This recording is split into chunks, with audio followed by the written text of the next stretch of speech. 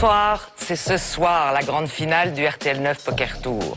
Absolument, le grand soir, maintenant. Alors, jusqu'à présent, il y a eu 5 qualifiés. Ces 5 qualifiés, je vous propose de découvrir avec un résumé comment ils ont réussi à arriver jusque-là. Stéphane, William, Morgane, Sébastien et Eric ont gagné le droit d'affronter des habitués de grands tournois et de se disputer un billet pour Las Vegas. Tous qualifiés par Internet, nos joueurs sont partis vainqueurs de leur finale télévisée, démontrant à tous qu'ils n'étaient pas là par hasard. Chacun d'entre eux a dû batailler ferme pour sortir du lot et se retrouver dans cette grande finale. Qui de nos 5 amateurs aura les nerfs assez solides pour décrocher son billet pour Las Vegas ?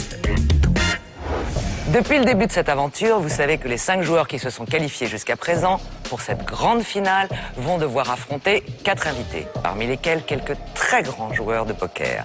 Alors vous voyez ce soir, je suis seule et jalouse, car Bruno Fitoussi, qui a co-présenté cette émission avec moi jusqu'à présent, sera bien sûr assis à la grande finale. Je vous propose tout de suite de découvrir un portrait de nos 4 invités.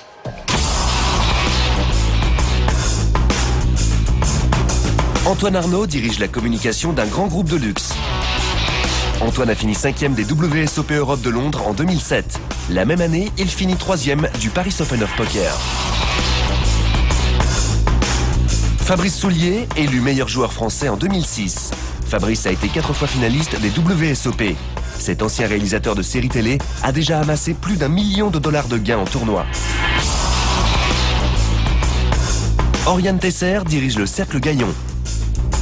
Oriane est la seule joueuse française à avoir rejoint une table finale au WSOP. Elle y terminera 7e. Bruno Fitoussi, consultant pour l'Aviation Club de France et commentateur télé.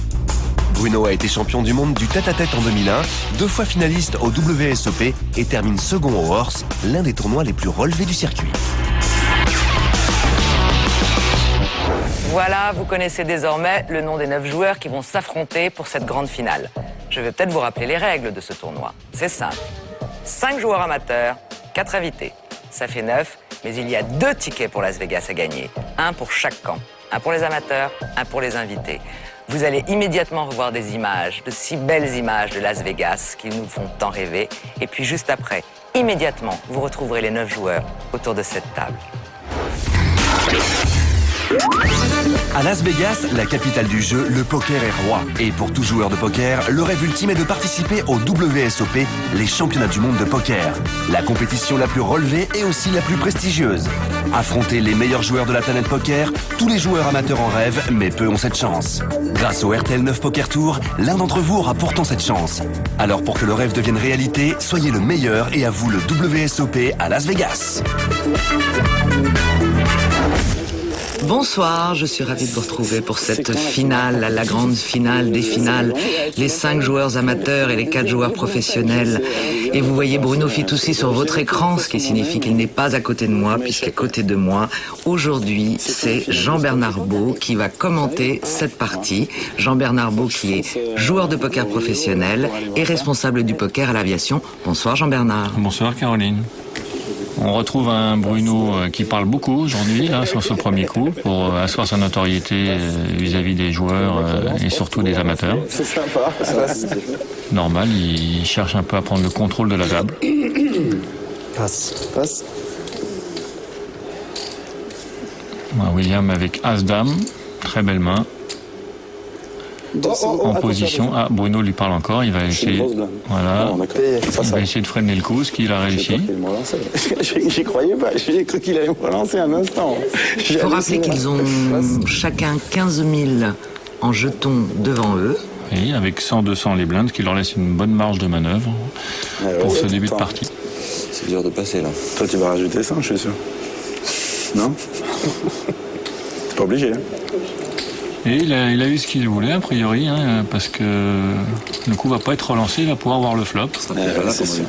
Avec sa main. Ça m'étonnerait, je relance pas. On ne sait pas ce qu'il a, mais s'il a une main moyenne, il va pouvoir voir le flop entier. Voilà, valet 6, c'est très bien de pouvoir voir le flop à bon prix pour lui.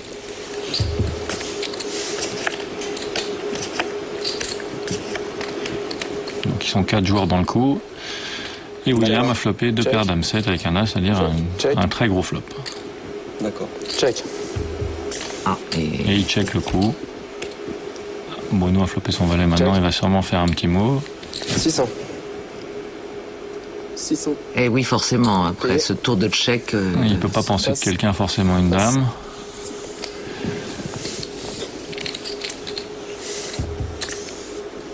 William a payé. Et voilà un as qui fait 2 paires as-dame à William et qui va sûrement freiner Bruno dans son attaque. Il ne peut plus payer maintenant.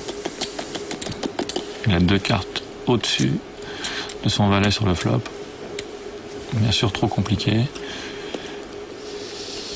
Et il sait aussi que William ne sera sûrement pas le genre de joueur à lui arracher le coup maintenant d'entrée et qu'il a forcément une main supérieure à la sienne.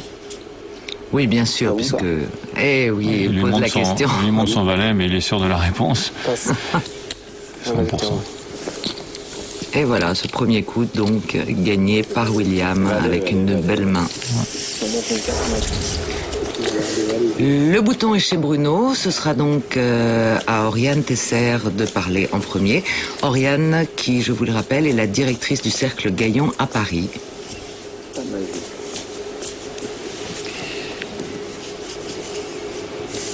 Mais tu fais exprès. C'est pas normal. Passe. Ça va, on vient de commencer, on n'a même pas fait un tour. Passe. Passe. Sur les blindes, ça marche. Oriane et Bruno qui se connaissent très bien puisque ce sont des cercles cousins. L'Aviation Club de France et le Cercle Gaillon. Tout à fait, Caroline.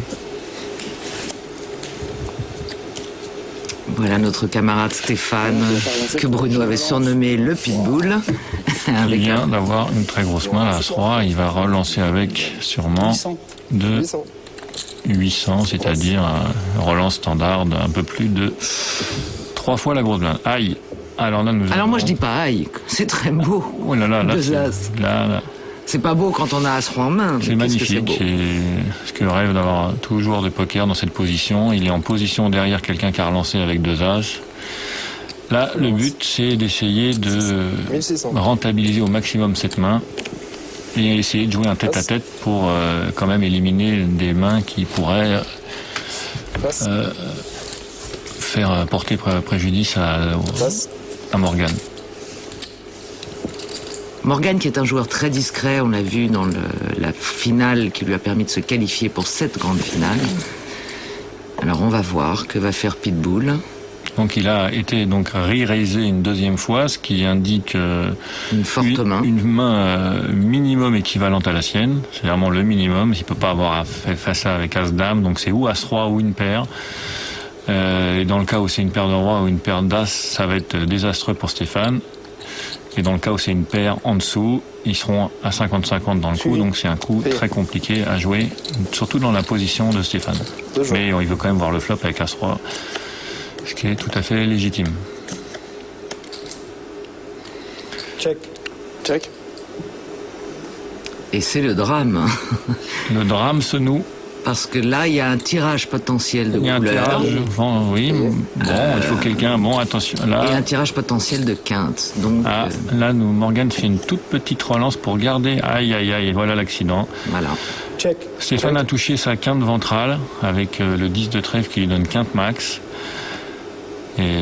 Et en ce qui concerne Morgan, il pourrait tout à fait imaginer que Stéphane avait 2 trèfles et qu'il a touché une couleur. Check. Donc il est en danger, il le sait, c'est pour ça qu'il check. Oui, il est en danger, il check absolument et il a envie que le coup n'aille pas trop loin. 4005.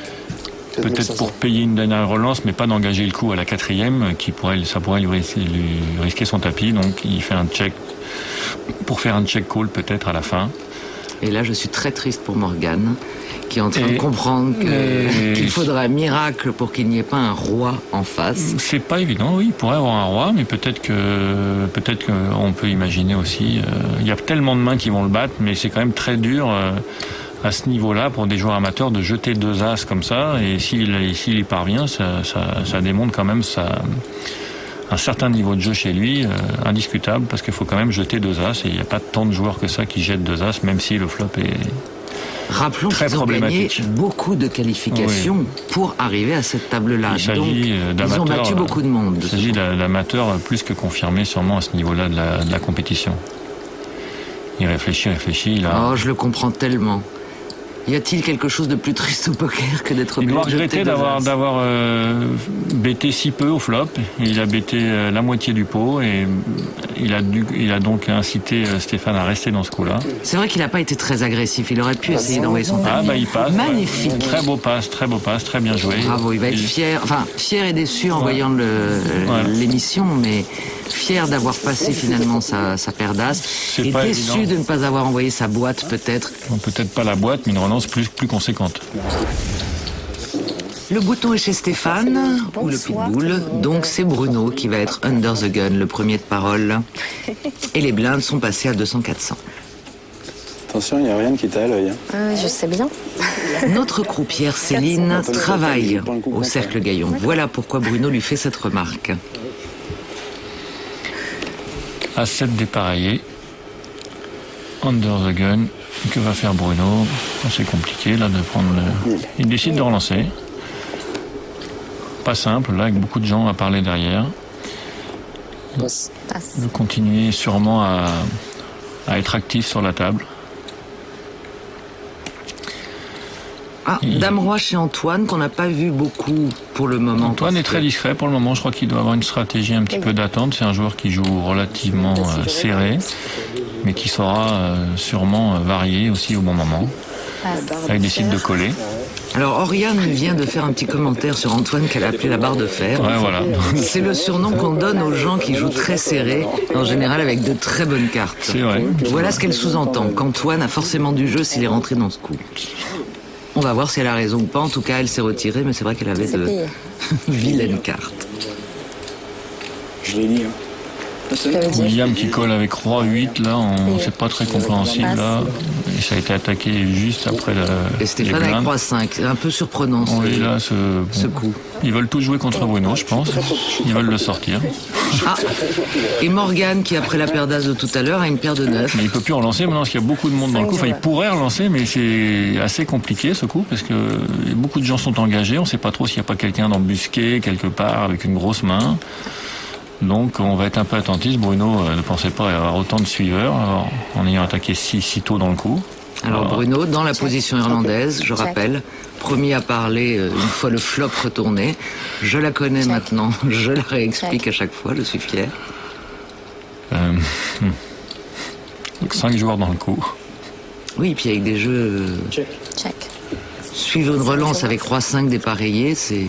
Oui, c'est très compliqué. Là. Voilà. Oh, alors voilà un flop pas courant. Bon, maintenant, Morgane doit se sentir quand même pas trop mal. Tout le flop a été checké. Quelqu'un qui aurait une paire au-dessus du flop aurait sûrement bougé un petit peu. Ou alors est très embusqué. Très embusqué, bon, une fois, parce que tout le monde attend un petit peu Bruno. Tout le monde sait qu'a priori, au turn, si personne ne bouge et que la carte ne change rien, il va sûrement essayer de bouger un petit peu dans le coup. Donc les joueurs sont un peu en contre-attaque, là, et du coup, ils ne misent pas quand ils devraient miser. Alors une belle relance. Donc maintenant, il a quand même full 2-9 dans ce coup-là, Morgane, donc c'est compliqué d'attendre encore un coup, qu'on floppe une grosse carte, une bûche pour faire full à quelqu'un, donc il attaque le coup. Et là, on se retrouve avec Roi 8 et Roi 5 qui ne jouent plus beaucoup de cartes. Donc, ils ne le savent pas, hein, mais bon, a priori, ils jouent qu'un roi dans le meilleur des cas. Enfin, en voyant ce flop, il se doute quand même qu'il n'est pas forcément... Payé. Oh, bah alors là, je suis très surprise. Il m'a coupé le sifflet. Il paye.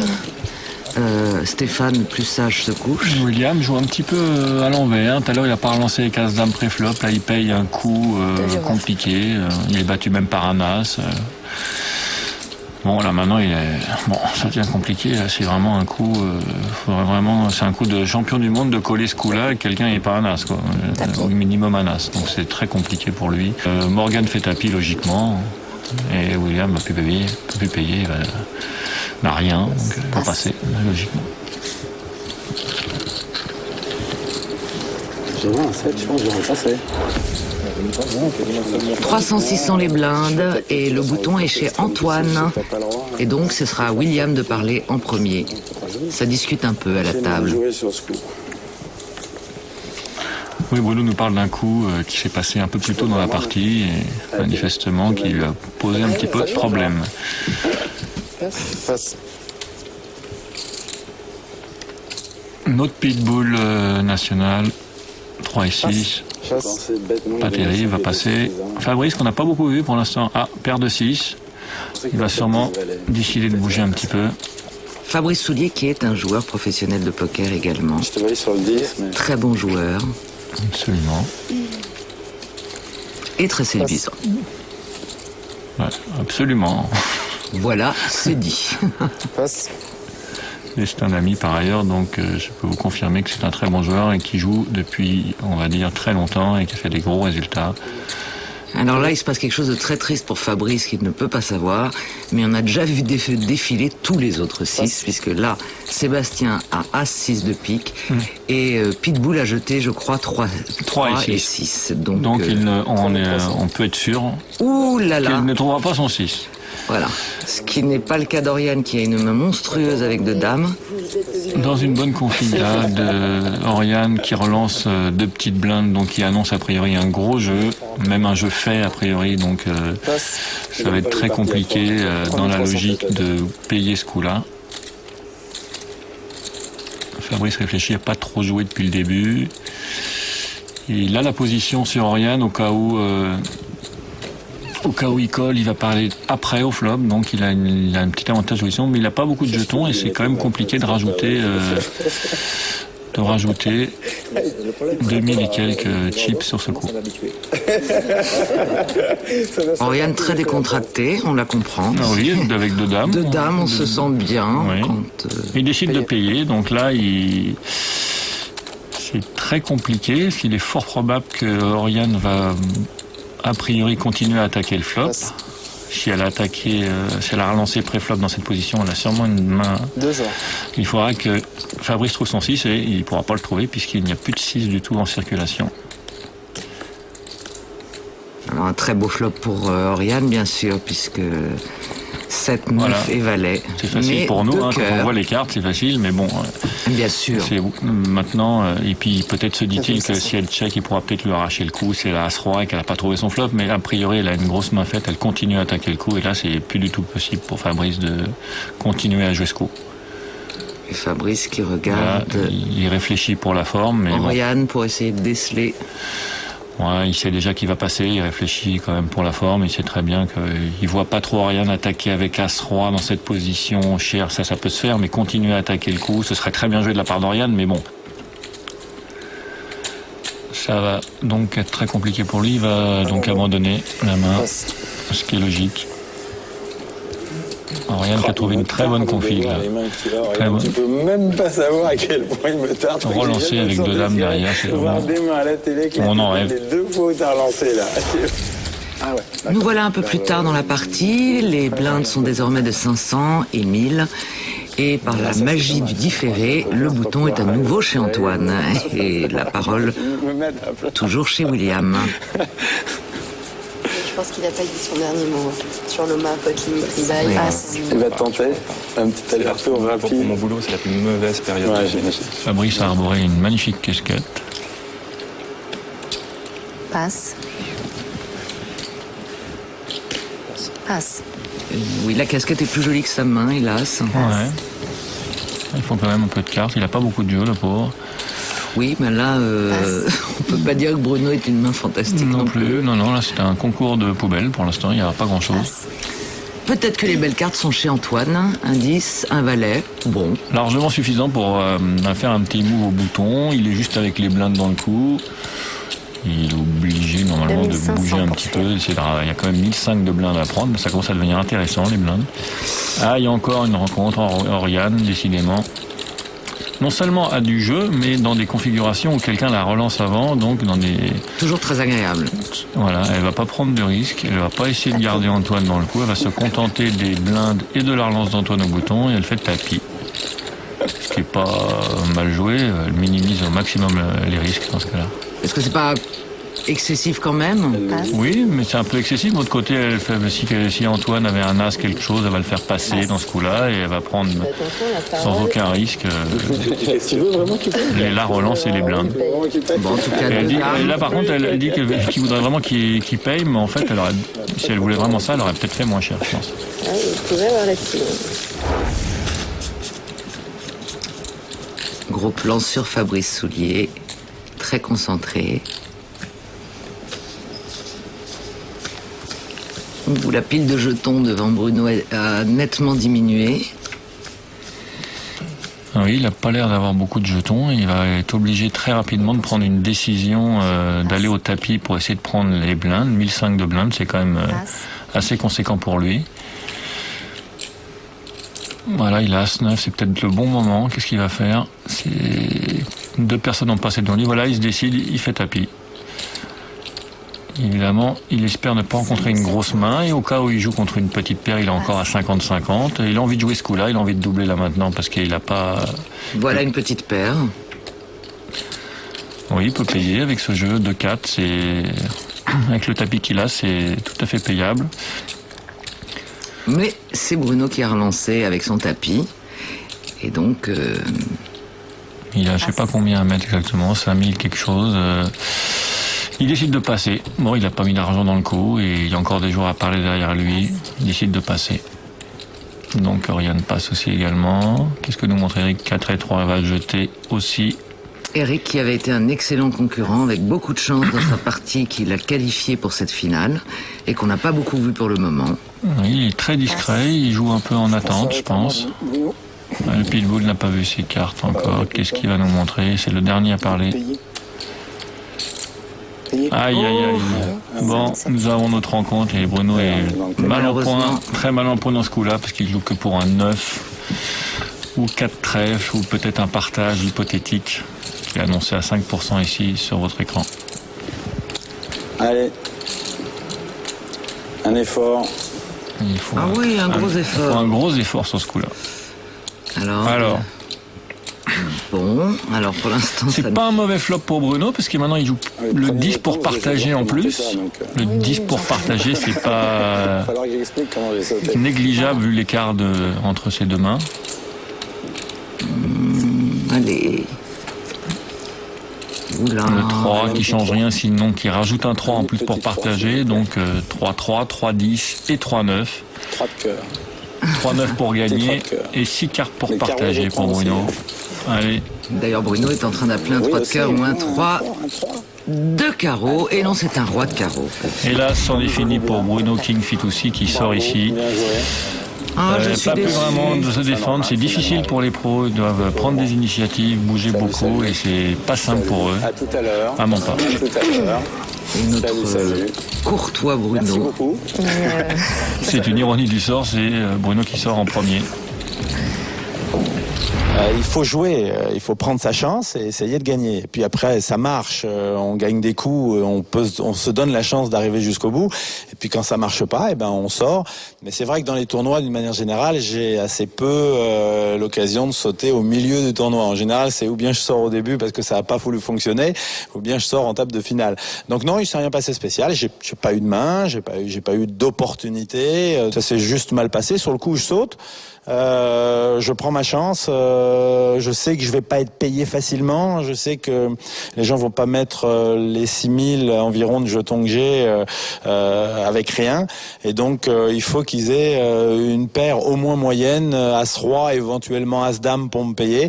J'ai trouvé As-Roi au bouton. Il m'a payé. C'est bien joué de sa part. Il y a rien à dire là-dessus. Ma chère Caroline, nous voici donc avec le chip count, avec 3 personnes qui se détachent un petit peu, Pitbull, Antoine et Oriane, et derrière ça suit. C'est assez groupé, hein. On est, à part Fabrice qui commence vraiment à être un petit peu sous pression comme l'était Bruno, c'est relativement groupé. Et rien n'est vraiment joué. Au Texas, nos limites, on peut très facilement doubler son tapis sur une rencontre. Et donc, nous allons voir ce qui va se passer à partir de maintenant. Et les blindes sont à 700, 1400. 700, 1400, exactement.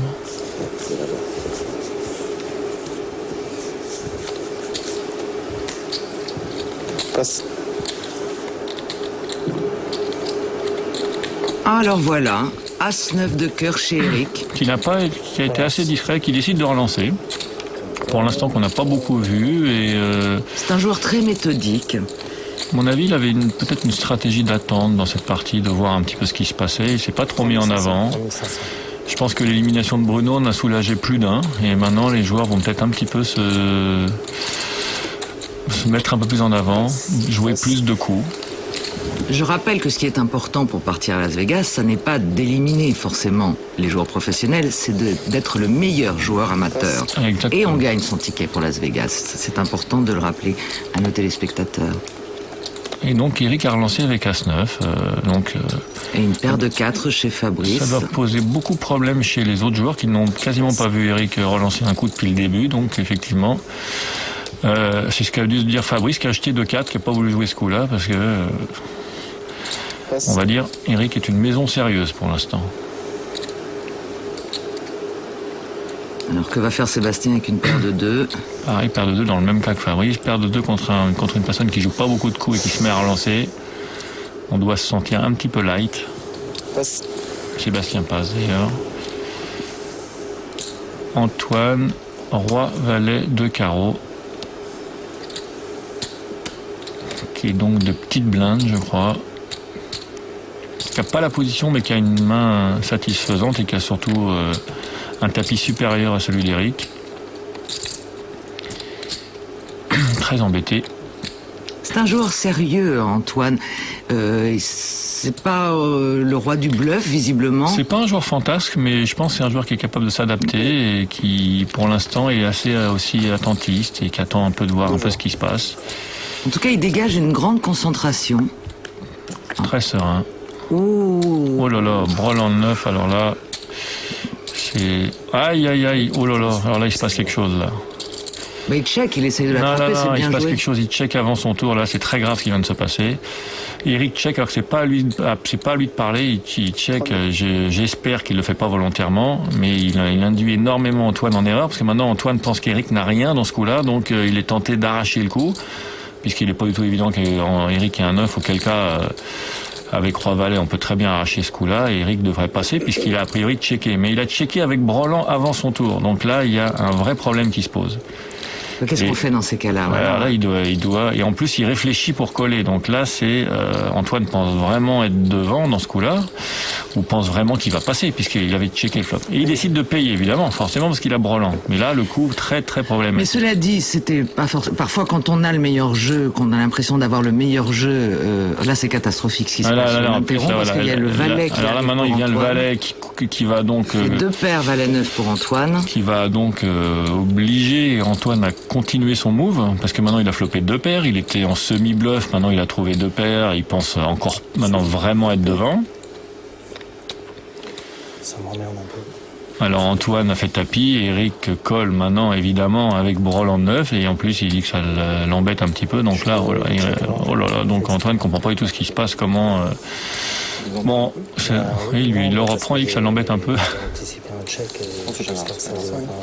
Mais Antoine est très fair-play et ne relève pas du tout ça. Et en l'occurrence, sur ce coup-là, ça n'aurait pas changé grand-chose puisque de toute façon, c'est très sincèrement, excuse-moi JB, c'est très sincèrement une erreur d'Eric, pas du tout intentionnelle. C'était pas, voilà, on sent qu'il est vraiment très mal à l'aise de ce qui s'est passé sur ce coup. Je suis à 98% d'accord avec toi, mais le problème c'est pas qu'ils sont intentionnels ou pas, c'est que des fois même une faute qui n'est pas intentionnelle peut coûter le tournoi ou le tapis à quelqu'un. Donc là, en l'occurrence, faut éviter de faire des fautes comme ça parce que ça peut coûter très cher. Bon là, Antoine a plus de jetons et on a flopé le valet, donc il est obligé de continuer ce coup-là. Donc le coup serait déroulé sûrement de la même manière, mais quand même, là on est dans un coup un petit peu particulier.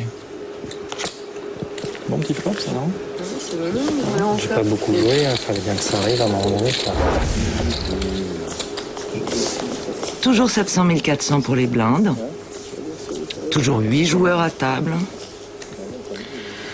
C'est vrai que ça saute pas beaucoup, mais maintenant les gens vont commencer à être obligés de bouger un peu plus parce que les blindes augmentent et les tapis, il y a des petits tapis. Voilà, Fabrice qui m'a entendu, qui bouge tapis avec Dame 10, qui prend sa chance, on peut dire. Une main correcte, mais surtout il a l'avantage de l'attaque, donc pour l'instant, à moins qu'il rencontre une main, il a encore un tapis conséquent.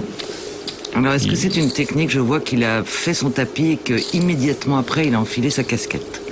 C'est pour devenir illisible. C'est possible.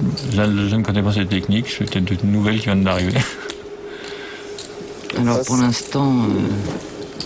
l'instant, il n'y a personne avec lui. Encore le pitbull. Est-ce qu'il va nous faire le coup comme avec Bruno, de flopper, d'ouvrir une petite main? Oh, bah ça commence bien.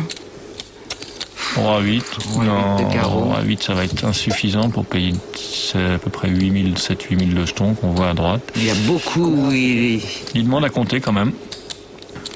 Il est dans les 2-3 premiers de la table au niveau Je jeu. crois même qu'il est, non, peut-être pas premier, mais il est très bien. Il passe. C'est encore trop. Un tapis peut-être plus petit, il aurait pu le payer avec une hauteur roi. Auquel cas, il était devant quand même dans ce coup-là, avec un roi 8 contre un Roi ami. 8 de carreau, c'est Pas quand de beaucoup, même... mais il était un petit peu devant. Ça ne permet même pas de quinte, c'est quand même pas génial. Oui, mais Il sait pas que il verra à la télé que c'était effectivement mieux, mais c'est vrai que c'est pas génial, mais bon, s'il avait que 4 ou 5 000 à mettre, c'était encore faisable. Il était investi de blinde dans ce coup-là, donc c'était peut-être possible. Et une respiration, donc pour Fabrice, c'est toujours bien quand on met son tapis de... Voilà. Alors les paires de 4 auront été nombreuses, puisque ça fait plusieurs coups qu'il y a... Alors cette fois-ci, elle est chez Morgane, qu'on n'a pas revue depuis la paire de 9 et sa magnifique paire d'As qu'il a couchée. Oui. Et il est en premier de parole. Et il colle. attaque. Il colle. Il colle seulement, je pense. Il colle 1004. Il colle 1004. Il colle. C'est dangereux de coller, non avec C'est dangereux d'attaquer aussi. Il espère. Il a beaucoup de jetons. Il va aller voir le flop, sans trop prendre de risques. Il veut trouver un petit 4 et puis faire un très mal sur ce coup-là. Il veut pas miser de trop. Bon, il n'est pas en position très favorable. Alors il y a une paire de 5 chez Eric qu'on accusait d'un peu de discrétion et qui tout à coup nous a entendus, qui a pris un gros coup au coup précédent et qui a une paire... alors il n'est pas censé savoir qu'il y a une paire de 4 en face, et de toute façon même s'il le savait, ça n'empêche pas qu'il soit favori avec une paire juste au-dessus. Il se demande peut-être s'il devrait peut-être relancer ce coup-là. Il décide de coller aussi parce que lui il est peut-être plus dans une position pour relancer. Il colle aussi. C'est plus dans sa manière de jouer pour l'instant en tout cas, de voir un peu ce qui se passe. Deux Alors rois. je dis parce que ça fait plusieurs fois qu'on voit en première carte un roi chez Pitbull. Là il y en a carrément 2. Oh là là, relance là dans cette configuration-là, elle n'est pas encore parfaite encore pour la grosse main. On a vu beaucoup de grosses mains qui avaient rencontré des bonnes configurations, ce qui n'est pas toujours le cas. Des fois vous voyez 2 as et il n'y a personne en face et c'est un peu rageant. Parfaite et pas parfaite parce qu'il est favori. Pas parfaite parce que n'ayant pas été relancé, il peut peut-être pas soupçonner qu'il y ait paire de 4 et paire de 5. Oui, mais il va quand même prendre 3 fois 1004 dans ce coup-là s'il relance, a priori. C'est quand même pas mal. Non, 2 valets chez Olala. Alors là, ça sent la... 4 paires faites autour de la table. Il peut... Il y a 2 options chez Fabrice. Il peut coucher cette main, mais c'est compliqué. Mais il a envie de jouer ce coup-là en tête-à-tête. Il espère qu'il y a As-Roi, peut-être chez Stéphane. Il a vraiment pas vu de jeu en plus. Il n'a pas vu de jeu. Alors il se jette un peu à l'autre sur ce coup-là, en espérant que derrière il n'y a rien. Bon, ils ont collé, a priori il n'y a rien. Donc il faut vraiment qu'il rencontre une main ou de 10 ou As-Roi, sinon il va être derrière dans ce coup-là. Pitbull a relancé et a annoncé quand même sur 2 colleurs une main assez forte. On sent qu'il n'est pas très confiant. 200 à rajouter. C'est 10 200. C'est compliqué à coller, c'est compliqué à passer, c'est compliqué ce coup-là pour Fabrice. Il a plus beaucoup d'argent, de roi, de valet. Là, ça devient... Il n'est pas favori. On voit les pourcentages là, qui s'affichent. C'est très compliqué. Il est probable que dans un tournoi plus gros, plus cher, avec plus de tapis, il aurait peut-être passé cette main. Mais dans cette configuration-là, de blinde qui augmente vite, toutes les demi-heures et tout, il espère jouer contre As-Roi à ce coup-là. Tu vois un As sur le flop. Si tu n'en vends pas la boîte, il y en a peut-être un des 2 qui me colle, quoi. Alors là, je crois que Pitbull fait quelque chose qui est assez déplaisant. Il explique un peu le Il coup. explique comment Fabrice va perdre le coup, c'est-à-dire... Ou comment il aurait dû le jouer, ce qui est peut-être pire. Bon, oui, Fabrice se lève parce que là malheureusement, à part un valet... Il joue plus que 2 valets. La messe est dite. Et deuxième ironie du sort, le deuxième joueur le plus titré et sort également du très tôt. C'est quand même, c'est comme on dit, c'est le poker. C'est le poker. C'est-à-dire, tout le monde a sa chance. La preuve en est, on y met. J'ai manqué de timing, comme on dit, c'est-à-dire que j'ai eu des mauvaises rencontres. Je pense que j'ai fait des bons passes au moment où il fallait les faire. J'ai eu une paire de valets à la fin. La structure est assez rapide. J'ai été obligé de la jouer. Je suis tombé sur une paire de rois. Voilà, rien d'exceptionnel. Et bien entendu, Stéphane dit le Pitbull. est en tête, largement en tête, avec 35 900. Il est suivi de très près par Eric, on a vu, il a doublé son tapis. Oriane, la première professionnelle, est juste après.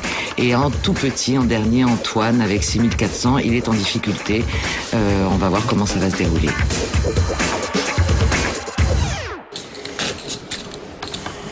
Les blindes sont passées à 1000, 2000. Nos joueurs sont concentrés. Le bouton est chez Antoine, donc. Donc là, maintenant, ils sont plus que 7. As-Valet. C'est joli As-Valet, mais... Bah, ça commence à être bien à 7 joueurs. Il a un peu de tapis. C'est difficile de ne pas jouer ce coup. Hein. Il est pas... Il est premier de parole. Il faut jouer, hein, il faut miser, il mise, ce qui est logique, il relance, je pense, je sais pas de combien. Bon, c'est pas Stéphane avec 4 et 8 des paris. Il relance de 5000. Le taquiné. Il relance de 5000 sur des blindes 1000, 2000, relance classique. Donc, Sébastien, qu'on n'a pas vu beaucoup, qui jette 4 et 7 des paris. Il jette beaucoup de mains, il va falloir qu'il bouge aussi, Sébastien. Même s'il n'a pas eu beaucoup de jeux jusqu'à présent. Ouais, faut pas trop attendre, parce qu'au bout d'un moment, les blindes sont trop chères, et même si vous avez du gros jeu, vous allez être payé par 2 ou 3 joueurs, et vous ne pourrez plus défendre votre main. Roi 10 chez Oriane, de petites blindes qui collent, donc les 5000. Eric va passer avec 3 et 10, on va se retrouver avec un petit heads-up sur ce coup-là. Heads up pour ceux qui ne sont pas anglophones, un petit tête-à-tête. Oui, et ce sera Oriane de parler en premier. Qui n'est pas favorite avec son roi 10, non, mais qui a quand même une chance sur 3 à peu près de gagner ce coup. Est-ce que ce sera suffisant? En tout cas, il y a un 10 qui lui donne la paire maximum au flop. Alors voilà, maintenant elle parle en premier, elle est un peu dans le brouillard, elle sait pas trop ce qu'elle avait l'autre, mais bon, elle est obligée de jouer maintenant, donc... Il n'y avait pas de cas où elle ne mise pas. Et maintenant, miser combien? Il y a 10 000 au milieu. Elle a à peu près 15 000. Et elle est agressive. Elle ne peut pas faire moins. Elle fait tout, de toute façon, en espérant faire passer un as quelque chose ou une paire. Et elle a raison d'être agressive. Oh là là, William a collé instantanément. Qu'est-ce que c'est? Oh là là. Voilà, il y a un call très très très très bizarre là de William qui décide de jouer son tournoi sur ce coup-là sans paire ni rien. Avec encore 11 000, plus de 11 000 jetons, il pouvait encore les garder pour jouer, même si les blindes sont chères. Et là, il s'embarque dans un coup. Bon, il joue certes pas mal de cartes, il joue les valets, les as et les 8, mais ça, il ne sait pas, il ne sait pas contre quoi il jouait. Voilà, il joue le roi en plus maintenant, mais c'est très très spécial, bizarre. Il aurait eu 3-4 000 de jetons, mais là, il met 11 000 de jetons dans ce coup-là, avec 0 paire. Et pas de valet. Sans avoir eu l'avantage de l'attaque, juste en collant. Donc là, c'est, on peut dire, très très limite. Il va jouer, il s'est qualifié sur un net, il a fait tout un parcours pour jouer tout sur ce coup-là. Et voilà, la river, lui, il vient pas en net du tout, et il va sortir là-dessus. C'est quand même... il aurait pu peut-être éviter de coller cette main, parce qu'il était vraiment trop light. Il aurait attaqué, on n'aurait rien pu le dire, mais là, coller là-dessus, c'est un peu dommage. Je pense que j'ai commis 2-3 erreurs que j'aurais pas dû commettre en début de partie. Et donc j'ai été en manque de jetons et c'est le tapis de la fin, donc n'aurait pas dû être fait. Voilà Caroline, le chip compte maintenant.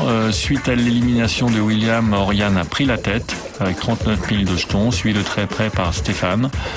Derrière, ça s'étire un petit peu et nous avons nos 3 éliminés, dont les 2 professionnels qui étaient parmi les favoris.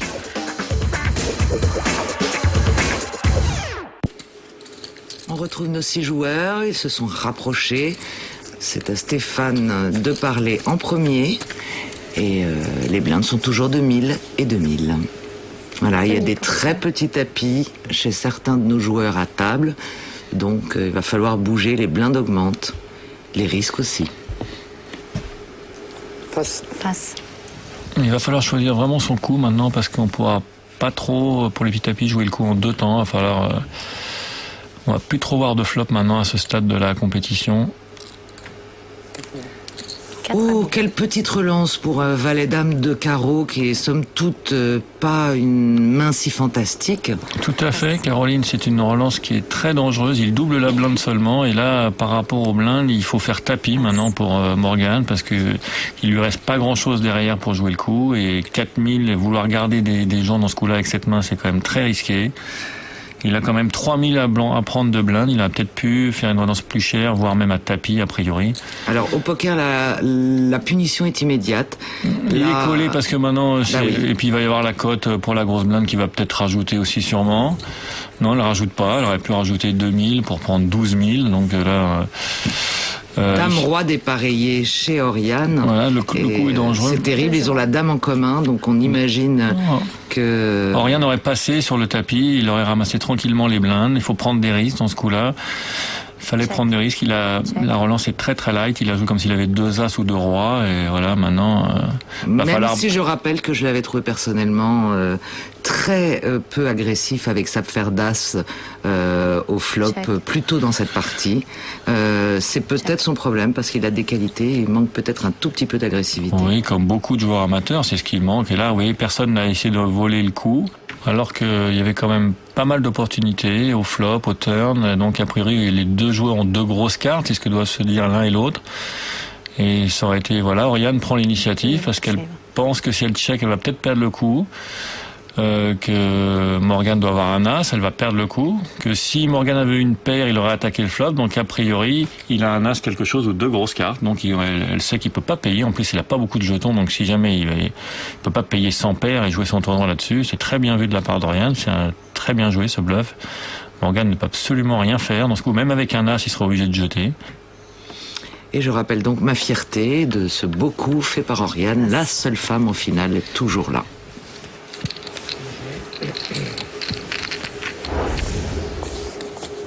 Les blindes sont désormais de 1500 et 3000. Toujours 6 joueurs, toujours une seule femme et toujours des amateurs qui rêvent de partir à Las Vegas. On se rapproche du but. Ou on s'en éloigne, ça dépend. En tout cas, voilà une poubelle chez Eric qui joue très en ligne.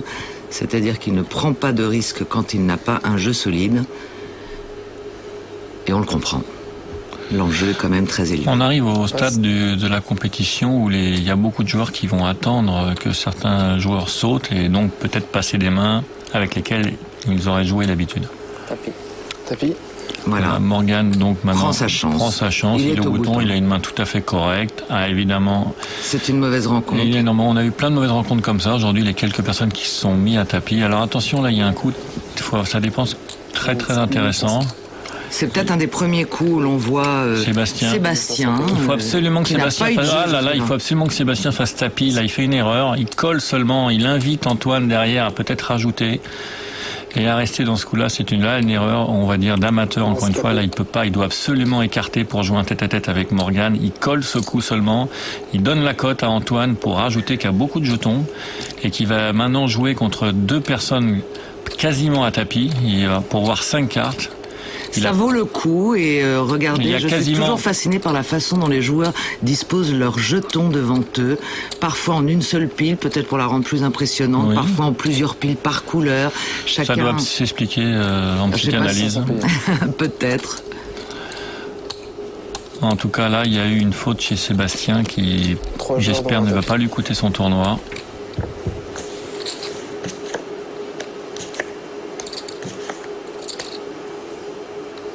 Alors un flop qui laisse toujours, heureusement, Sébastien en tête. 4000 et tapis. Oui, mais bon, 4000 maintenant, Antoine va les rajouter même avec rien parce qu'il a beaucoup de sous et il a une énorme cote dans ce coup-là. Il joue maintenant des cartes. Et puis tout est possible. Maintenant, on va tirer 2 cartes et vous voyez les pourcentages. Antoine, Sébastien est un petit peu devant, mais bon... Il y a le 8 pour Morgan, pour faire quinte. Il peut se passer beaucoup de choses dans ce coup-là, mais normalement, on aurait dû assister à un tête-à-tête As-Dame contre As-9. On va voir. Est-ce qu'on paye comptant ces erreurs au poker? En général, oui. Pas forcément, parce que la chance entre en compte. C'est la différence avec un autre sport. Mais si on fait plein d'erreurs, à un moment ou un autre, on passe à la caisse. Voilà le 9 qui fait passer Morgan en tête. Le 8 pour faire quinte, pour faire gagner Antoine. Ou le 8, le 8 fait tout gagner. Ou alors maintenant un as, une dame pour Sébastien. Ou un roi, ou un valet. Et voilà le 8. Tu vois, ma chère Caroline, cette erreur-là coûte très cher. C'est un coup clé. Il fait éliminer 2 joueurs. Et il donne beaucoup de jetons à Antoine qui n'aurait pas dû jouer ce coup-là. A priori, il aurait dû être écarté par As-Dame pré-flop. Ça fait un écart énorme. Faire sauter 2 joueurs, 2 amateurs. Et maintenant, Antoine se retrouve en une très très bonne position dans un coup où il était loin d'être favori avant le flop. Incroyable, voilà. Donc, quand on n'a pas de chance, malheureusement, les erreurs sont immédiatement sanctionnées. Plus vous faites d'erreurs et plus vous avez besoin de chance, en fait. Hein. J'ai pas eu beaucoup de jeux, donc difficile de survivre sur un tournoi comme ça avec des joueurs pros et des très bons joueurs amateurs. J'ai une belle main où on rentre à 3 dans le coup, je suis favori après le flop. Et le reste des cartes ne m'est pas favorable. C'est le poker maintenant, une très belle expérience. J'ai pas eu le brin de chance qui a fait que j'aurais pu faire le hands-up final. Ils ne sont plus que 4 et bien entendu, Antoine Arnaud est en tête. Il vient de faire sauter 2 joueurs en un seul coup, donc il a 48 000. Et le dernier du tableau, le 4e, a 20 000. Donc il y a, c'est plus du double, mais tout est encore possible pour les 4 joueurs. Il n'y a pas réellement de petits tapis. Là, on est à 1500, 3000, et bon, 20 000, c'est pas beaucoup, mais bon, il peut encore jouer. Je rappelle l'enjeu, il ne reste que 2 amateurs à ce stade de la partie et 2 joueurs professionnels. Il suffit donc pour Stéphane ou pour Eric d'éliminer l'autre amateur et l'un des 2 partira à Las Vegas. Exactement. Donc il y a un grand stress parce que vraiment, ils ne sont plus qu'à une marche. Il doit en rester qu'un.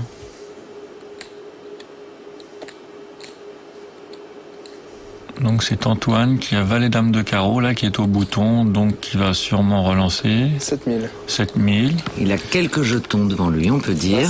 Il est gros chip leader sur 1500, 3000, il relance de 7000, donc une petite relance. Ah, Eric Roy-Valet qui est engagé de 3000 dans ce coup-là. C'est très compliqué pour lui, il va sûrement être obligé de tout mettre. Il peut pas passer, ou il rajoute, ou il met tout, mais il peut pas du tout passer. Surtout que c'est celui qui a le plus petit tapis. Il a environ 20 000. 20 000, c'est-à-dire que s'il met tout, il met tout, ça va donner à Antoine à peu près 13 000 à rajouter. Il peut payer, il peut passer, il sait pas ce qu'il a, il sait pas contre quoi il joue, mais ça reste quand même conséquent. Il veut garder son avance, à mon avis, c'est pas du tout sûr qu'il paye ce coup-là, et puis il a pas non plus un monstre. 6 et 7. Il réfléchit, il va... Voilà, il passe, il prend la suggestion de passer. En plus, il était vraiment loin derrière dans ce coup-là, puisqu'il jouait une dame. C'est vraiment un joueur très avisé, je trouve, Antoine. Même s'il a un petit doute, il se demande il sent bien. Si Eric n'a pas arraché ce coup, mais il verra. Il n'aime pas jouer les coups, comme tout bon joueur, les coups où il est obligé de coller. Il préfère prendre l'initiative. Voilà, il dit qu'il a une belle main. C'est vrai qu'il a une main pas mal, mais bon, là, en l'occurrence, il a fait un très bon choix de passer. Non, j'ai une très très belle main.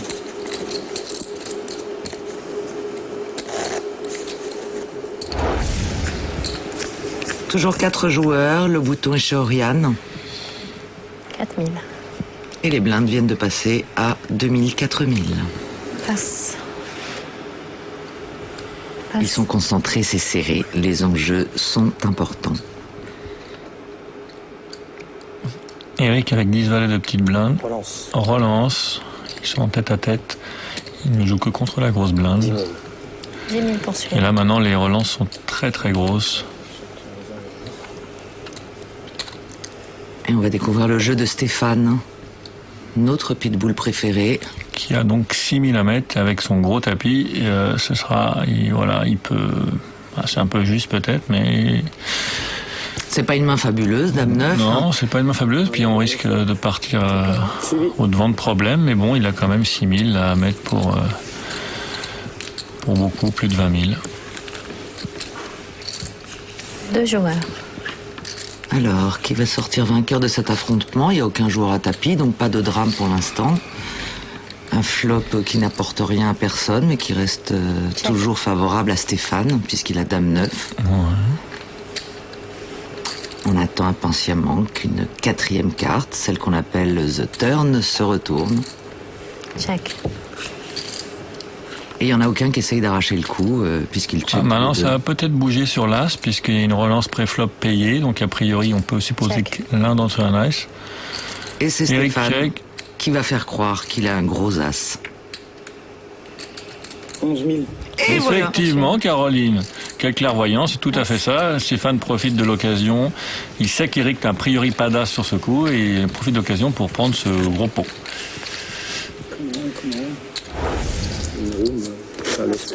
Eric très concentré, les blindes sont toujours de 2000-4000. La deuxième manche du Canari. L'atmosphère est détendue. Et on voit maintenant Antoine avec un tapis limite, là, qui va être obligé de commencer peut-être à bouger. Il a fondu un petit peu, les blindes sont très chères, ça va très vite maintenant. Il faut prendre des bonnes décisions, on n'a pas le droit à l'erreur. Passe. Et Stéphane qui était déjà bavard dans la partie dans laquelle il s'est qualifié, alors qu'on aperçoit deux somptueuses dames. Chez Eric, qui je trouve personnellement, JB, je ne sais pas ce que tu en penses, est assez impénétrable. Il garde la même tête, quoi qu'il arrive. C'est vrai, et Eric prend beaucoup de temps avant chaque décision, pratiquement le même temps tout le temps, c'est pas trop ce qu'il a, et il est assez solide dans sa tête, et c'est vrai que pour l'instant on a du mal à déceler un peu. Nous on voit ses mains, c'est facile. Bon, là il fait tapis, évidemment, il a deux dames, donc il a trouvé une super config pour lui maintenant. Deux dames à tapis, il va sûrement être payé et il a toutes les chances de doubler. Et je rappelle que pour Stéphane, s'il élimine Eric sur ce coup-là, c'est lui qui part à Las Vegas. Ça y est, c'est comme donc si c'était s'il a le une dernier main coup. qui lui permet d'aller l'affronter, vu que le tapis d'Eric est très petit, il a tout intérêt à essayer de le sortir. Exactement, en fait c'est une finale dans la finale, donc c'est le vainqueur de ce coup-là, si Stéphane sort, ça va sûrement rentrer dans sa décision. Alors c'est une poubelle, 10 et 2 dépareillés. C'est la main mais en de même Doyle temps, Bronson, c'est la fameuse qu'une main de poubelle, Doyle on n'a Bronson. pas une chance sur 3 de quand même gagner le coup. S'il n'a pas de paire, on n'a pas loin de 40% de chance, pas loin. Donc effectivement, de l'autre côté, c'est quand même très cher. Là, il faut rajouter 10 000, je crois. Donc 10 000, ça l'ampute beaucoup. Il est sur son tapis, il hésite beaucoup d'ailleurs là. Mais bon, il sait qu'il a le package au bout de cette décision. Un grand joueur de poker. Voilà, il parle de Doyle Bronson, mais Doyle Bronson, à mon avis, avait sûrement attaqué avec cette main-là plutôt que payer. C'est pas la même chose. Et voilà, donc là, c'est compliqué. Eric qui vient de voir 10 et 2, qui sait donc qu'il est très favori, qui ne s'est pas autorisé un sourire. Alors, il sait que tant que le flop n'est pas retourné, tout peut arriver. Oui, ça c'est vrai. Donc ça, il ne se réjouit pas encore. Tous les jours de poker. Là, je pense qu'il peut se relâcher un peu. Il a tout de suite son brelan. Il peut se détendre. On va voir s'il s'est détendu un peu au niveau du visage. Non, toujours pas. Il est imperturbable. Peut-être une deuxième dame au flop. Non. Ah, attention, un 4 encore. Un 4 pour Stéphane peut le sauver. J'ai 4 cartes dans le paquet. Et non, c'est un roi. Donc, Eric se double encore une fois à tapis. C'est la deuxième fois. Donc, c'est vraiment, ces dames sont vraiment venues à point nommé. Toujours 4 joueurs, 2 joueurs amateurs, 2 personnalités. Et toujours 2000, 4000 pour les blindes. 6000 à prendre par coup. Tu aurais payé? Il y a notre ami Stéphane qui s'en veut d'avoir payé ce coup-là parce qu'il a quand même laissé beaucoup d'argent dans ce coup-là. Et il a renforcé en même temps son adversaire direct qui est Eric, qui aurait peut-être pu un peu mourir de sa belle mort par les blindes. Et là, il lui a redonné beaucoup d'oxygène et il s'en veut beaucoup. Il continue à parler de ce coup. Bon. Passe. 4000.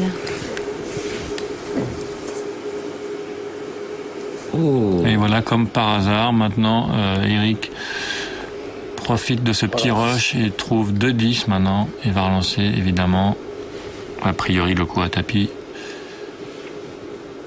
Il prend toujours son temps. Toujours la même gestuelle, toujours la même temps de réflexion.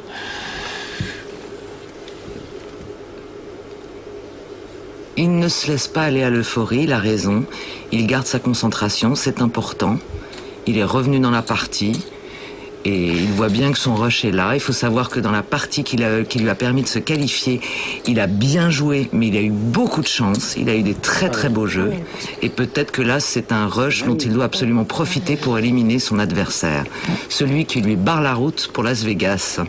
Il relance de 20 000, donc sur des blindes 2000, 4000, c'est une très grosse relance. Il n'a pas envie d'être payé maintenant qu'il vient gagner le coup d'avant. Il a envie de ramasser les blindes sans avoir une confrontation, parce que de 10 reste une main très fragile. Donc il a envie de dissuader, c'est-à-dire un gros bet, ce qu'on appelle, dissuader les blindes de venir le payer. Voilà, il ramasse 6 000 de plus, 2 coups d'affilée qui lui donnent beaucoup, qui lui font beaucoup de bien. Retour sur 4. Merci.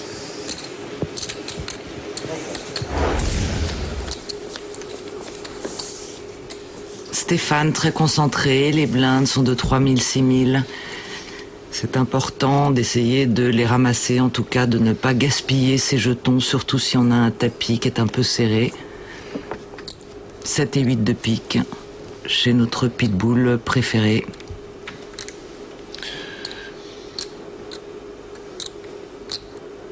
Il peut tenter un move là-dessus, mais il décide de passer. Il sait que peut-être Antoine derrière petit tapis risque de payer, donc il laisse jouer ce coup-là sans lui pour peut-être éliminer un joueur.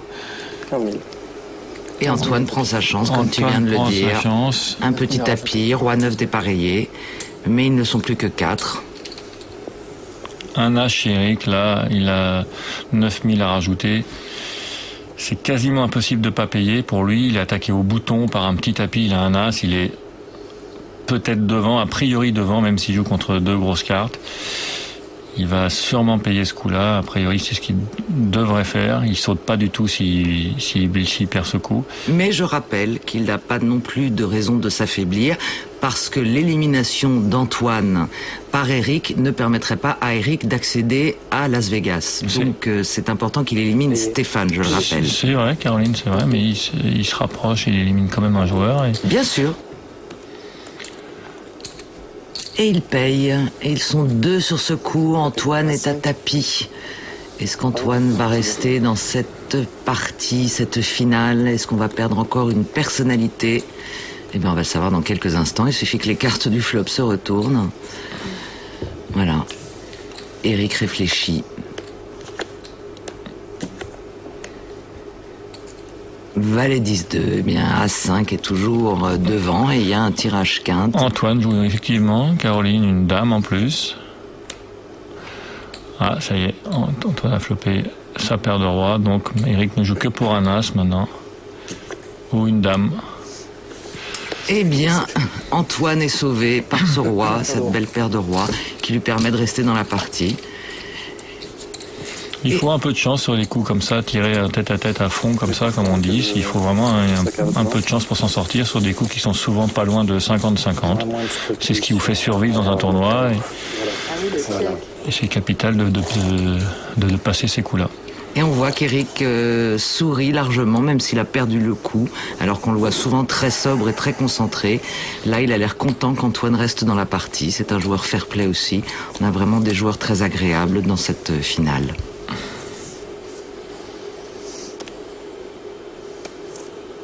Oriane, qu'on n'a pas vu depuis un petit moment, et qui va découvrir ses cartes. Oriane qui a beaucoup de jetons. Passe.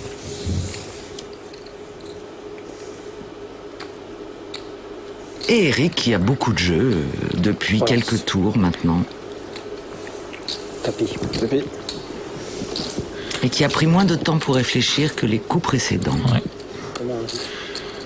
Eric qui relance encore avec un as, un mauvais as, mais un as en tête à tête contre la grosse blinde, c'est beaucoup de jeux. On va voir ce que va nous montrer Stéphane. On se retrouve dans la même configuration qu'un peu plus tôt dans la partie. Oui. À savoir, Stéphane se retrouve dans la position de payer ou non la relance d'Eric et d'essayer de l'éliminer pour pouvoir partir à Las Vegas. J'imagine que tout ça passe en boucle dans sa tête. En tout cas, c'est ce qui passerait dans ma tête si j'étais dans sa situation. Un 3 et un 10 dépareillé, on peut pas dire que... Mais c'est quand même mieux que le 10 et 2 de tout à l'heure. Il a amélioré. Oui, il a amélioré. Mais bon, cette fois, il ne paiera pas quand même. Il n'a pas fait 2 fois la même erreur. Et on voit quand même que Eric a changé un peu sa manière de jouer. Il prend plus d'initiative. Il attaque des as mal accompagnés, ce qu'il ne faisait pas au début. Il a peut-être un peu changé de stratégie maintenant qu'on se retrouve à 4. C'est à Oriane de parler, le bouton est chez Eric. Oriane qu'on n'a pas vu beaucoup ces derniers coups, qui n'a pas eu de très jolies cartes. Et on peut dire que ça continue avec ce 4 et 7 de à carreau, pas très joli. Il faut avoir un gros mental pour continuer tout le temps à passer. C'est vraiment il faut une grosse patience pour jouer au Texas Hold'em nos limites. Vraiment être capable de passer pendant des heures.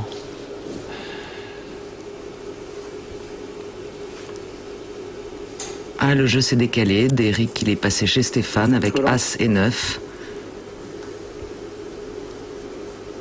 Il va relancer, c'est normal. Son tapis s'est un peu amenuisé, alors qu'il était assez chip leader à un moment donné. Il cherche toujours à éliminer l'autre joueur amateur. Malheureusement, c'est comme ça. Il cherche à faire une relance pertinente sans se mettre trop en danger, en gardant peut-être un peu de jetons. Je sais pas trop, il cherche combien il va relancer. Tapis. Il relance de tapis, il se pose plus de questions, il met tout comme ça. Le problème est chez l'adversaire maintenant. Et je ne pense pas, vu la façon dont joue Antoine, qui est assez sérieuse, voilà, qu'il va payer avec 6 et valets dépareillés. Beau plan sur la concentration d'Eric. Toujours le même enjeu. Les blindes sont toujours de 3000, 6000. Il y a 9000 engagés pour chaque coup. C'est vous dire à quel point chaque coup compte à partir de maintenant et toujours. Et on découvrira 7 chez Eric qui aura décidément touché beaucoup d'as. C'est intéressant à voir comment il va agir avec As-7 cette fois. Il n'est pas dans la même position que les coups précédents où il était en tête à tête avec les blindes. Est-ce qu'il va continuer à attaquer ou il va se contenter de faire ce qu'il faisait plus au début, de passer et d'attendre? Est-ce qu'il va prendre l'initiative? Il est contre 3 joueurs, là c'est plus la même chose. En tout cas, il prend toujours beaucoup de temps. Il a raison, je pense. Il ne veut pas se fourvoyer dans ses décisions. C'est un joueur sérieux. En tout cas, un physique sérieux. Et voilà, c'est annoncé, il relance. 20 000. Oui, il annonce le montant. Voilà, et bien le croupier réagit bien. Il a annoncé avant de mettre les jetons. Voilà, il a commencé, alors pour que nos téléspectateurs comprennent bien, il a avancé la main et posé des jetons sur la table avant d'énoncer le montant de sa relance. Donc dans ce cas-là, le croupier lui demande la relance minimum. Et la relance minimum dans ce cas, c'est le double de la grosse blinde qui est de 6000. Passe. Passe. Oriane avec Dame 10 qui n'a pas vu beaucoup de jeux depuis un certain temps. Tapis. Ah là, elle pousse tapis, là c'est un coup vraiment... Est-ce qu'elle aurait joué vraiment si la relance avait été acceptée de la même manière? On ne sait pas. En tout cas, là le coup est joué et payé par Eric, manifestement. Du 8 alors. Voilà, Oriane nous confesse qu'elle n'avait aucune carte au-dessus du 8 et que pour elle c'est une main très correcte, mais bon, c'est une main, elle vaut peut-être mieux attaquer que payer seulement. Elle avait encore un peu de jetons, voilà. On est à 45-55%. Les deux mains sont très proches. C'est le flop qui va en décider. Les joueurs se lèvent, c'est toujours pour ajouter une certaine dramaturgie, je ne sais pas, JB, pour... Je me lève régulièrement aussi, je préfère, comme ça je m'en vais plus vite si j'ai sauté, plutôt que me lever et tout. Ah, c'est pour écourter l'humiliation, c'est ça? Écourter l'humiliation peut-être, ou voir le flop d'un autre angle. Ou avoir la chance de se rasseoir et de continuer la partie. Bon, pour l'instant, c'est malheureusement pas très bien engagé pour Oriane, puisque là, c'est toujours très nettement en tête, à moins qu'un 10 ou une dame. Ou même un valet ventral qui joue aussi pour la quinte. Eh bien, ce ne sera pas le cas. Oriane est éliminée. Oriane est éliminée. Il ne reste plus qu'une seule personnalité, Antoine, contre 2 amateurs, Stéphane et Eric. Malheureusement, j'ai essayé de faire preuve de patience, mais sur les dernières 2 heures, j'ai vraiment eu que des mains de blackjack, on dirait, c'est-à-dire 8 et 2, 7 et 3, 9 et 2, des mains pour doubler au blackjack, mais pas du tout des mains de Texas Hold'em. Donc mon tapis a diminué très rapidement, et quand j'ai eu dame et 10, pour moi, c'était 2 cartes très grosses que j'avais pas vues depuis 3 heures, donc j'ai été obligée de faire tapis, et malheureusement, là, ça a été plus fort, voilà. La chère Caroline de chip compte maintenant avec Eric qui est donc passé en tête. Mais tout se tient, à part Stéphane qui est un petit peu derrière. Tout le monde est encore complètement dans la course, là. Il suffit d'un coup pour doubler pour Stéphane, qui s'est quand même perdu beaucoup d'énergie depuis le début. Il était très bien en jeton. Les blindes sont de 5 000, 10 000. Et Antoine relance au bouton avec Roi-Dame. 30 000. Il est coincé entre les deux amateurs qui veulent tous les deux partir à Las Vegas. Passe.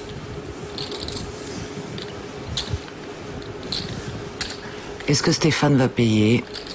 Est-ce qu'il va aller à... Oh, peut-être pas avec 6 et 9 dépareillés. Sûrement pas.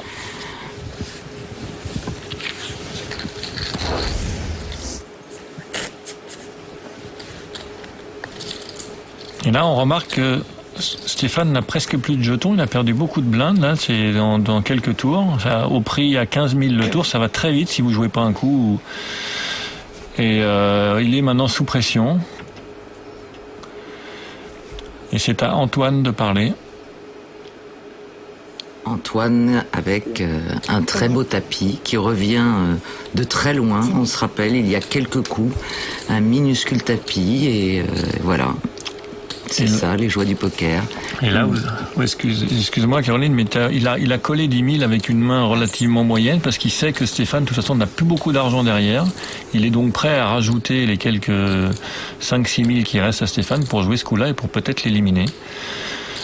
Il joue pratiquement tous les coups maintenant parce qu'il a beaucoup d'avance en jetons. Voilà, 7 000, Stéphane lui envoie les 7 000 qui restent, évidemment. Il avait prévu de payer. Avec une main qui n'est pas extraordinaire, mais il n'était pas en danger du tout sur ce coup-là. Ça lui a coûté 14 ou 17 000 pour tout voir et pour éliminer un joueur. Dame 4 de cœur. Oh, oui. Il est inquiet, notre petit Stéphane, et je le comprends. Il est quand même devant. 2 joueurs, jouant un tapis. Ouh, 2 cœurs. Ça commence mal pour Stéphane. Il y a un tirage couleur. Tirage couleur pour Antoine. Tirage de la dame et du 4. Ça fait beaucoup de cartes maintenant. Et un tirage quinte en plus. Avec le 6 ou le l'as. Je m'écarte.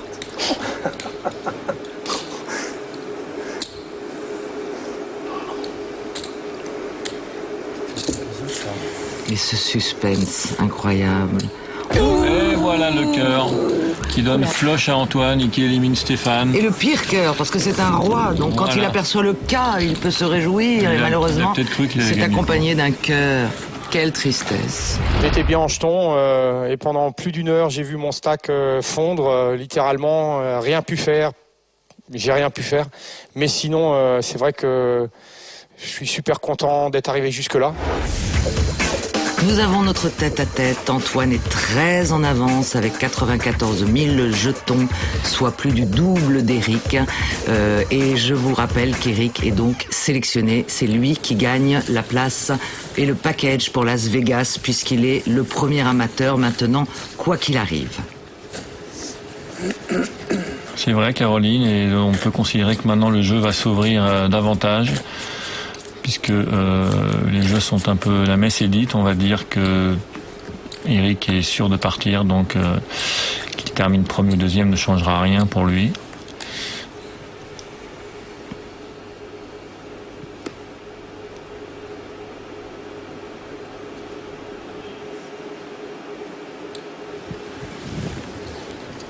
Antoine relance au bouton, maintenant on va avoir des relances quasi systématiques.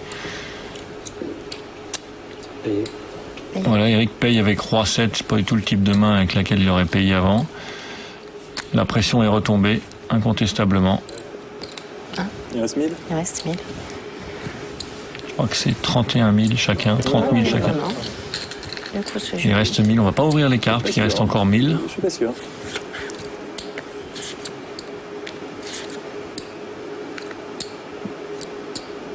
Il y a de grandes possibilités de partage, bien entendu, parce que les deux kickers sont assez faibles, et en tout cas plus faibles que les cartes qui viennent de se retourner sur le flop.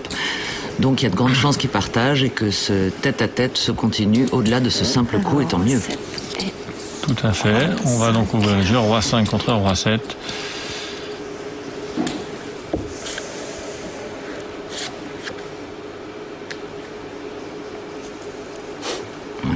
7 ou le 5.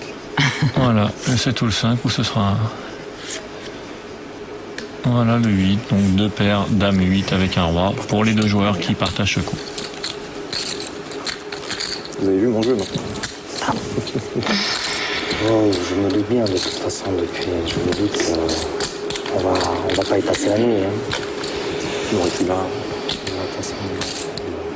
je crois qu'on entend Eric parler, il n'a pas beaucoup parlé tout au long de cette finale. On sent la décontraction tout à coup, il sourit.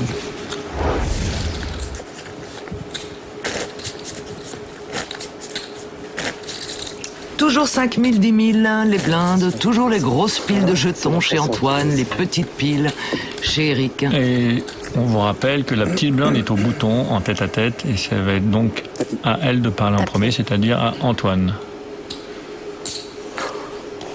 Et une rencontre, et voilà, et il paye avec... Avec une poubelle, c'est-à-dire que là maintenant tout est joué, il n'y a plus beaucoup, il n'y a plus d'argent, de toute façon il est obligé de payer, il y a trop d'argent au milieu, maintenant on joue à pile ou face, et Antoine est bien devant avec cette main. Ça m'aura fait un grand plaisir. Et vous avez entendu ce que vient de dire Eric, il a dit ça m'aura fait un grand plaisir, donc il se voit déjà perdant alors qu'on ne sait jamais. Bon, c'est vrai qu'il n'est pas favori. Ah, ça y est, il a touché son œuf. Voilà, il ne faut jamais vendre la peau de l'ours avant de l'avoir tué, il n'est pas encore sorti de cette finale. Tout à fait, Caroline, Eric bouge encore.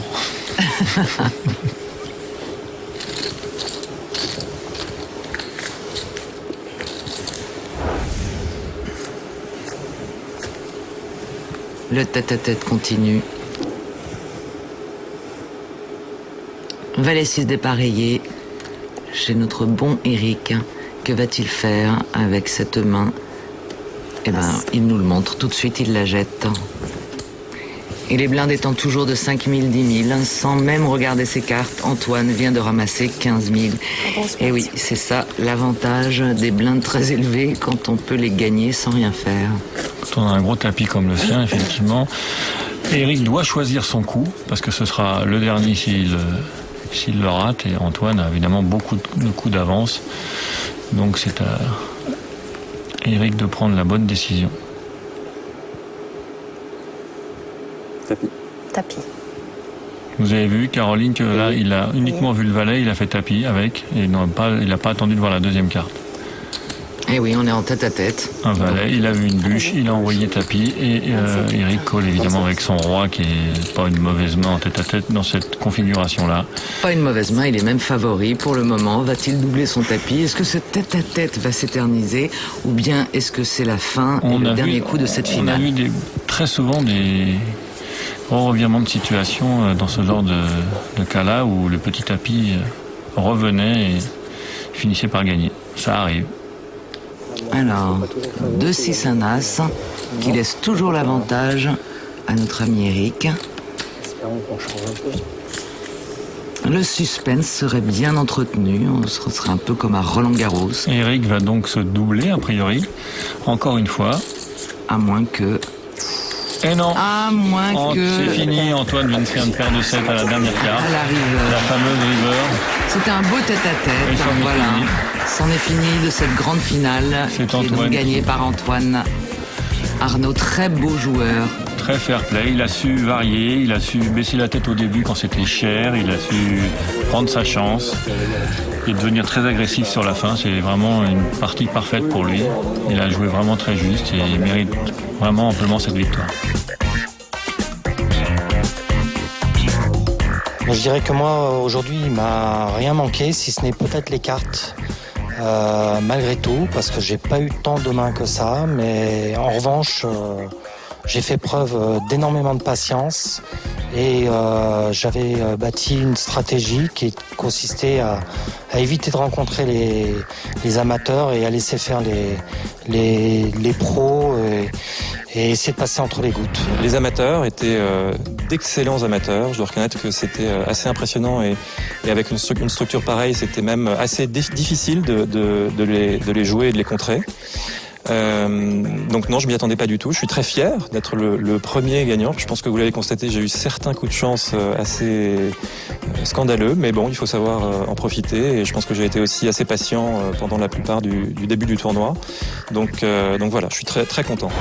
Merci d'avoir suivi cette finale avec nous, cette finale passionnante. Vous savez donc désormais que le vainqueur de ce tournoi, c'est Antoine Arnaud. Mais j'ai à ma droite Eric. Eric qui est le vainqueur des amateurs, puisque c'est lui qui est arrivé à la première place des joueurs amateurs ce soir. C'est donc lui qui partira à Las Vegas. Le deuxième joueur amateur est à ma gauche, c'est Stéphane. Et donc Stéphane est déçu. Et oui, parce qu'il ne part pas à Las Vegas. Mais Stéphane a une surprise magnifique. Vous aussi, vous allez être surpris, parce que notre vainqueur de ce soir, Antoine Arnaud, a décidé généreusement d'offrir son package pour Las Vegas. Ce n'est donc pas un, mais 2 joueurs qui partiront réaliser vos rêves à Las Vegas. Bonsoir. Il faudra compter sur moi et je vous garantis que je vais faire le maximum parce que ce qui me tombe dessus, vous pouvez vous imaginer, c'est quelque chose de magnifique. J'ai très peur de l'avion. Voilà, donc, mais je crois que je vais faire une exception. Je ne sais pas, je réalise pas.